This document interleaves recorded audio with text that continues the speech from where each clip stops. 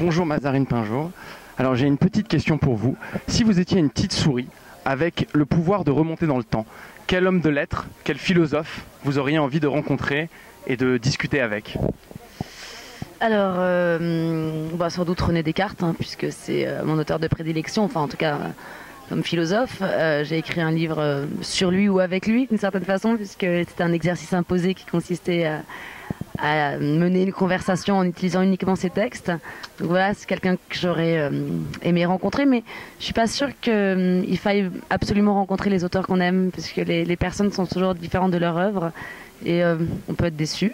Et je pense que l'œuvre est toujours plus forte que l'homme, même s'il y a quand même des hommes extraordinaires qu'on aimerait rencontrer. Et un auteur de ce siècle peut-être? De ce siècle. Alors il y a un auteur mais que j'ai effectivement rencontré et qui est, alors pour le coup à la hauteur de ses livres, c'est Aaron Appelfeld, un écrivain israélien, enfin qui écrit en hébreu, qui est israélien, enfin qui est né en Europe de l'Est et qui est un enfant de la Shoah et qui a une écriture absolument lumineuse, extraordinaire. C'est l'un de mes auteurs de prédilection et c'est un homme, une sorte de saint comme ça, qui rayonne. Est-ce qu'on peut voir votre dernier livre?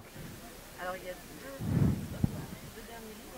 Ça, c'est mon dernier ouvrage récit. C'est un livre d'entretien que j'ai mené avec mon camarade Jean-Michel Jean pour France Culture et ce sont des entretiens qu'on a retranscrits pour en faire un livre, donc qui consiste à évoquer l'enfance de différentes personnalités et voilà, qui se sont confiées à nous et c'est assez émouvant la plupart du temps.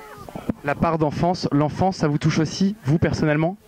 Ah oui, évidemment, évidemment, mon enfance, me touche en tout cas, reste un grand mystère pour moi. Mais je pense que c'est le cas pour tout le monde. Je pense qu'on ne se débarrasse pas de son enfance comme ça et qu'elle nous poursuit en bien ou en mal. Ça peut être un enfermement, une prison, comme au contraire un ressourcement permanent. Et oui, je pense qu'on reste toujours l'enfant qu'on a été tout en évoluant, heureusement, et en essayant de se transformer.